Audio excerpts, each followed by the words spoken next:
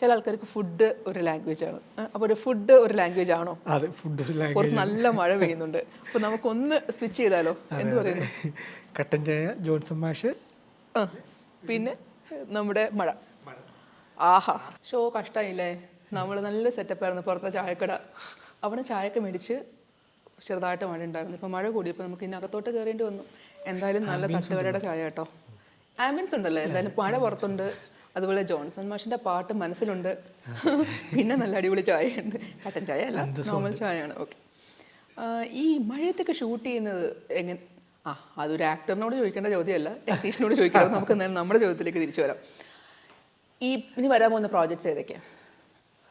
ഇനി വരാനുള്ളത് ബേഫെയർ പ്രൊഡ്യൂസേഴ്സ് ലോക എന്ന് പറഞ്ഞിട്ട്, എൻ്റെ അമ്മോ, DQൻ്റെ കമ്പനി. അതെ, ഡൊമിനിക് അരുൺ ഡയറക്ട് ചെയ്ത പടം.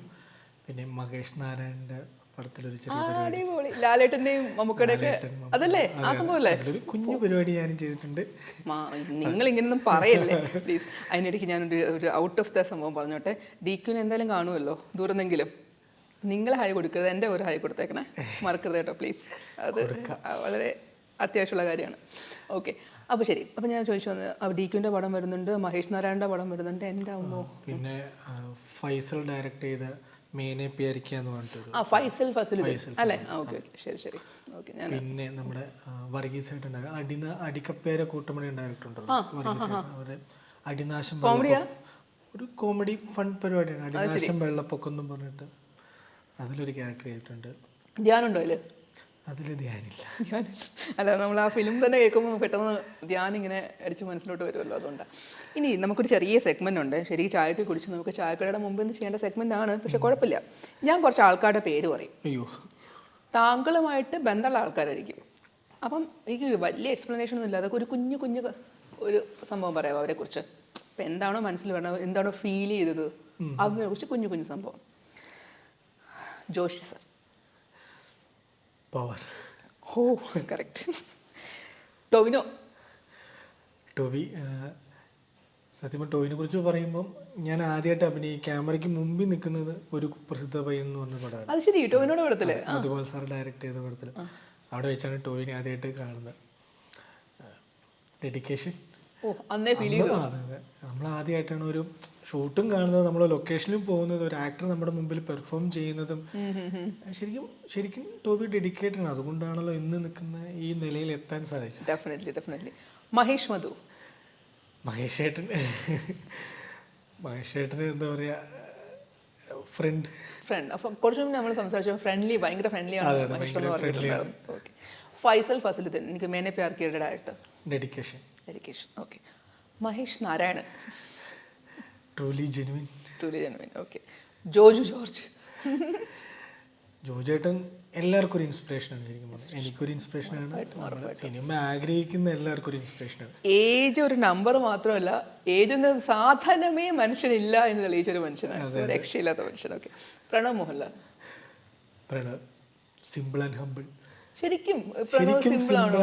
അതെന്താ അങ്ങനെ നിങ്ങൾ നേരിട്ട് കണ്ടല്ലേ, എന്താ അങ്ങനെ തോന്നാൻ കാരണം? അത് തോന്നാനല്ല, അത് പ്രണവിനോട് നമ്മൾ ഇടപഴകുമ്പോൾ നമുക്ക് മനസ്സിലാവും. അത്രയും സിമ്പിളാണ്. ഇങ്ങനെ ആകാൻ പറ്റും, നമുക്കിങ്ങനെ ഉണ്ടാവട്ടെ, ഇങ്ങനെയൊക്കെ ആകാൻ പറ്റുമോ?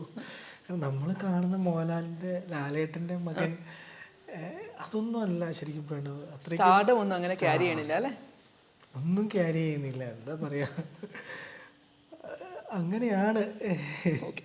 താങ്കളുടെ മദനോത്സവം എന്ന സിനിമയുടെ ഹീറോ സുരാജ് വെഞ്ഞാറമൂട്. സുരാജേട്ടൻ ഫൺ. ഡെഫിനറ്റ്ലി അതാണ് നമ്മുടെ ഫസ്റ്റ് ഇമേജ് വരിക. ഫൺ. അതിപ്പോൾ സീരിയസ് ക്യാരക്ടറിൽ പോലും നമ്മൾ ഭയങ്കരമായിട്ട് എൻജോയ് ചെയ്യുന്ന പെർഫോമൻസ് ആണെങ്കിൽ, നമ്മൾ പെർഫോം ചെയ്യുന്ന സമയത്താണെങ്കിലും അങ്ങനെ തന്നെയാണ്. ഷോട്ടിന് തൊട്ട് മുമ്പ് വരെ ഭയങ്കര ഫൺ പരിപാടിയാണ് മൂപ്പര്. അപ്പോൾ എന്തായാലും ഇനിയുള്ള, എനിക്ക് തോന്നുന്നു, ഞാൻ എൻ്റെ ഒരു പേഴ്സണൽ കാര്യം പറയട്ടെ. എനിക്ക് മറ്റുള്ളവരുടെ കാര്യം അറിയില്ല. ഇപ്പോൾ എപ്പോഴും നമ്മൾക്ക് എല്ലാവർക്കും ഒരു ഇവാലുവേഷൻ ഉണ്ടാവും അല്ലേ, ഫ്രണ്ടിലിരിക്കുന്ന ആളെക്കുറിച്ച്. ഇപ്പം എനിക്ക് ഞങ്ങളുടെ ക്യാമറ കുട്ടൻ ബാദലായാലും ശരി, അല്ലെങ്കിൽ അബി ആയാലും ശരി, അവരൊക്കെ കുറിച്ചിട്ട്. ഇപ്പോൾ അബിക്കാണെങ്കിൽ നല്ല സ്മൈലാണ്. അബി ഇങ്ങനെ ചിരിച്ചാൽ തന്നെ നമ്മൾക്ക് ദേഷ്യം വന്നാലും മനസ്സും കളിയും, മനസ്സിലായി. ബാദൽ എന്ന് വെച്ചാൽ ഭയങ്കര ജെനുവിനാണ്. നമ്മൾ ആ കാണുന്ന ഒരു പരിചയത്തിൽ നമുക്ക് തോന്നുന്ന കുറച്ച് ഫീലിംഗ് ഉണ്ട്. അതുപോലൊരു ഫീലിംഗ് ഞാൻ താങ്കളെ കുറിച്ച് പറയട്ടെ. ഇപ്പം പ്രേക്ഷകർ എന്ത് വിചാരിക്കുന്നു ദയവേത് പ്രേക്ഷകർ ക്ഷമിക്കുക. You are A hero material.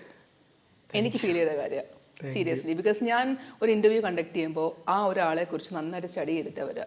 പക്ഷേ ബാക്കിയുള്ള ഒരുപാട് വെറ്ററൻസും നല്ല കിഡെല്ലാം ഇൻ്റർവ്യൂ എടുക്കുന്ന ആൾക്കാർ നമ്മുടെ ഇൻഡസ്ട്രിയിലുണ്ട്. അവരായിട്ടൊന്നും ഞാൻ എന്നെ കമ്പയറേ ചെയ്യില്ല. ഞാനൊക്കെ തുടക്കക്കാരി പോലെ എപ്പോഴും നിൽക്കണം. പക്ഷെ അവർ എന്നെക്കാട്ടിലും പഠിക്കുന്നുണ്ടാവും. പക്ഷെ ഞാൻ എന്നെക്കൊണ്ട് പറ്റുന്ന ചെറിയ പഠിത്തമൊക്കെ പഠിച്ചിട്ടാണ് എടുക്കുന്നത്. അതിൽ നിന്ന് ഞാൻ മനസ്സിലാക്കിയ കാര്യം, താങ്കൾക്ക് ഒരു ഹീറോ ആവാൻ പറ്റും. You are A hero material. അത് മാത്രമല്ല, your eyes speaks really well. എനിക്ക് ഈ ഐസ് സ്മൈലൊക്കെ കൊണ്ട് കൺവേ ചെയ്യുന്ന ആൾക്കാർക്ക് ഹീറോ ആവാൻ പറ്റും എന്ന് ഞാൻ വിശ്വസിക്കുന്ന ആളാണ്. അപ്പോൾ സ്വാഭാവികമായിട്ടും എനിക്ക് താങ്കൾക്ക് അത് പറ്റുന്നു തോന്നുന്നു. All the very best. അത് ഇതിൽ നല്ല ഇനിയും നല്ല സംവിധായകരുടെ കൂടെ വളരെ നല്ല ക്യാരക്ടേഴ്സ്, കുറച്ചും കൂടെ സ്ക്രീൻ പ്രസൻസ് കൂടിയ, സ്ക്രീൻ പ്രസൻസ് എന്നല്ല സ്ക്രീൻ ടൈം കൂടിയ ക്യാരക്ടേഴ്സ് ചെയ്യാൻ പറ്റട്ടെ എന്നും ഏറ്റവും നല്ല ആക്ടറായിട്ട് വരുത്തേണം. താങ്കളുടെ ഡെഡിക്കേഷൻ എല്ലാത്തിനും ദൈവത്തിൻ്റെ ഒരു അനുഗ്രഹം ഉണ്ടാവട്ടെ എന്ന്. All the best. Thank you. Okay, Ajish. Thank you for Nice the meeting interview. you. Nice to have this tea with you. Thank you. Okay. Sherry. Bye. Bye.